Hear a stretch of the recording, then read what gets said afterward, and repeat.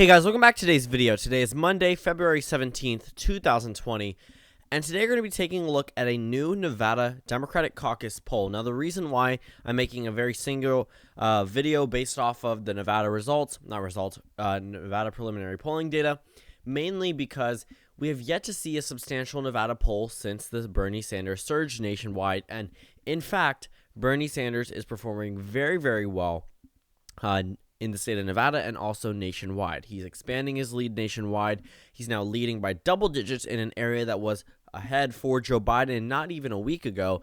And practically, it looks like Bernie Sanders is on track to win this nomination. He's coming close in South Carolina. He's winning by a lot in Nevada, according to these preliminary results. And it looks like a couple of other candidates may be pushing past Joe Biden, so it looks like his initial threat is out of the way.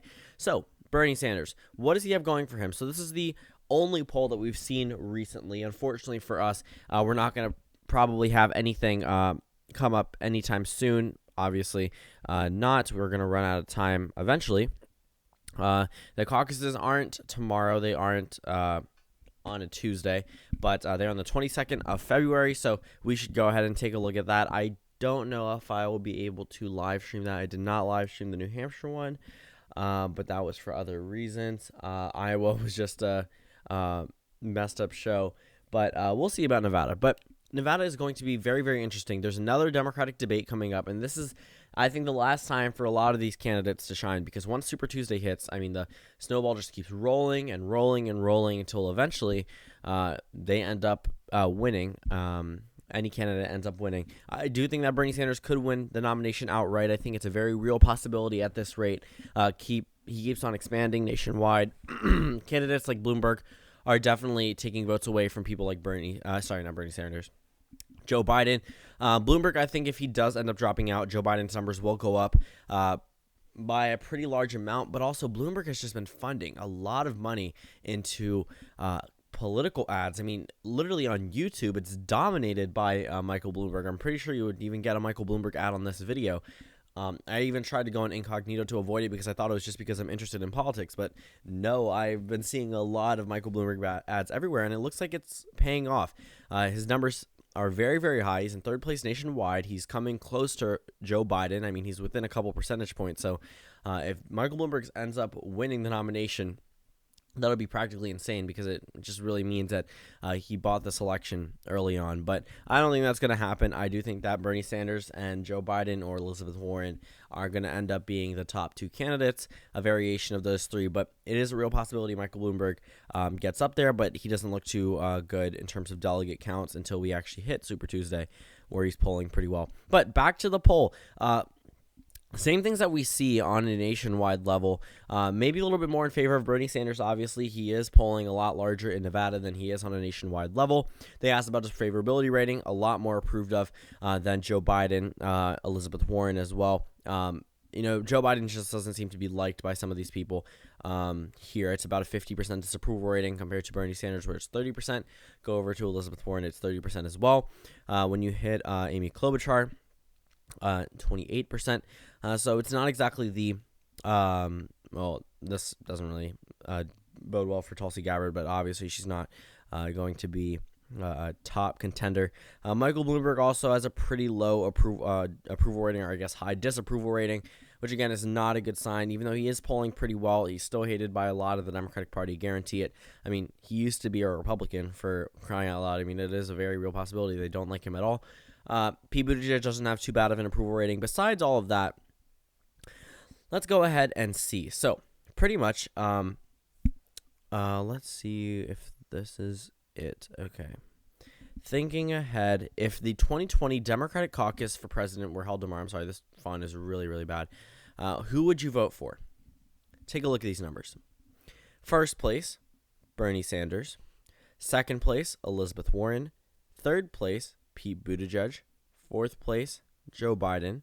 And fifth place, Tom Steyer. I mean, I don't even know where Tom Steyer came out of. He was doing well in Nevada before, but I didn't think it would actually lead up to this late into the game. But, I mean, Bernie Sanders, wow, 35%. That's larger than Joe Biden's lead in South Carolina. If he's winning by those numbers there, and Joe Biden gets fourth place, Biden's campaign is going to come to a very swift end because building in that momentum into South Carolina is going to be very detrimental to the Biden campaign. Biden really needs a shining moment in South Carolina. He needs one on Super Tuesday as well, but it doesn't look like he's going to get one. Okay, first it was Iowa was going to end up with him in second place. Didn't happen. New Hampshire was going to end up with Biden in third place. Definitely didn't happen. Now Nevada, he needs second or third place to even be considered serious at this point. And now Pete Buttigieg is polling well amongst an area with Latino Democratic voters. The entire argument is that Pete Buttigieg can't win minority voters, which is true. When it comes down to the general election, he will not win as many minority votes as other candidates will. Obviously, when it comes down to it, they will still vote for the Democrat, but they won't come out and vote in the first place, which is why it's hurtful to the Democratic campaign. But, I mean, polling better than former Vice President Biden is shocking, to say the least. Yes, he was supposed to go down after debate performances time and time again, but he consistently led nationwide until we got up to these final 2 weeks before we hit Iowa.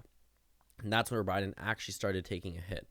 Now we've seen Joe Biden below the first place position ever, besides that one time Elizabeth Warren got up there for a day. Now Bernie Sanders leads for a pretty long time in comparison to any other candidate, because literally no other candidate has done it. But Nevada, I mean, this could be the death blow to Joe Biden. South Carolina will be the final push for a Joe Biden presidency. Once that's gone, he's out. I mean, that's just the harsh reality for a lot of these Biden supporters. If he's not winning in a predominantly African-American state in terms of Democratic voters, they're out of this campaign because Hillary Clinton decimated Bernie Sanders here. Granted, it was a two-way race. I think if this was a two-way race, Joe Biden would be performing a lot better now because he would have the Bloomberg support, probably have the Buttigieg support, and maybe some Warren supporters. And I understand you may not think that because of the ideologies, but there's a reason why Warren supporters are so reluctant for voting for Bernie Sanders. A lot of them do not like him. A lot of them were actually Hillary Clinton supporters that moved over to Elizabeth Warren because she seemed like the next viable female candidate, which makes sense. In fact, actually, I think in Iowa, Bernie Sanders did phenomenal there, but they also, in the same poll that was very accurate in terms of predicting the caucus results, decided to poll a question about if it was a two-way race, who would you support? 46% was for Joe Biden, 40% was for Bernie Sanders, and then the rest were undecided. That's a whole lot better than getting fourth place in a caucus. I mean, winning against the candidate who got number one, if it was a two-way race, definitely is a lot more helpful for that particular candidate, in this case, Joe Biden. Now, I'm not saying that this should be a two-way race, but if it definitely was a two-way race, Biden would definitely still be up there. Obviously, he would have to be, but he would still be polling very well nationwide, guarantee it, just because a lot of these centrist Democrats are peeling away to Buttigieg and Michael Bloomberg on a nationwide level. But once they are gone, or if they end up being gone, Joe Biden will likely regain that support, but until then, Sanders is just going to win by a plurality each time. So this lead, I mean, it's very, very good. But here we have a second choice. Keep in mind, there's a first, second, and third choice for a caucus. If you do not put a second or third choice on your caucus ballot, your vote will not be counted. That's just how it goes.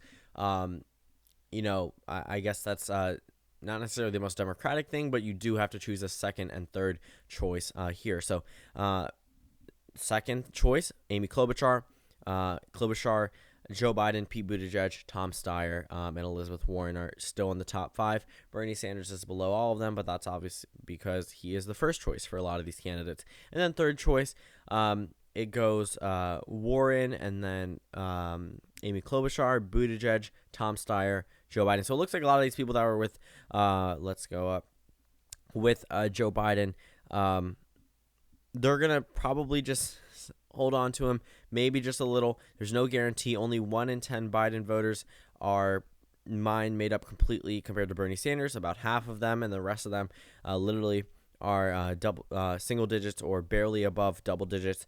But it's not a good look for any of the candidates besides Bernie Sanders at this point. Amy Klobuchar, we could possibly see actually do very well at this caucus. She could end up being a top, quote-unquote, top candidate, break herself up into the top 4 in terms of nationwide polling. Super Tuesday hits. We'll see after Super Tuesday who's actually going to end up dominating the Democratic primary, because it looks like it's going to be Bernie Sanders right now, but it also looked like it was going to be Joe Biden, and also looked like it was going to be Elizabeth Warren at some point as well. So, A lot of people have their minds made up, about half of them, and then the other half are pretty much considering options. And then they just poll about certain issues such as Medicare for all, climate change, things like that. I mean, it's a Democratic crowd. Obviously, you're going to get the same type of reaction. Support for Medicare for all, support for fighting climate change. Obviously, this is a Democratic primary, Democratic caucus poll. But major takeaways, I mean, Bernie Sanders just going to keep on bringing in the numbers for his campaign. This is phenomenal for his campaign, not too phenomenal for any of the other candidates. We could see possibly Amy Klobuchar doing a little bit better like we saw in New Hampshire and in Iowa. But besides that point, this could likely just end up being another example of Iowa and New Hampshire. And as we move on to South Carolina, that will be the last push for Joe Biden. He's not going to do well here. Can almost guarantee that. He's going to need to do well there. Otherwise, we can pretty much safely assume that Bernie Sanders is going to win this nomination. So thank you guys for watching this video. Comment down suggestions below, and I will see you all tomorrow.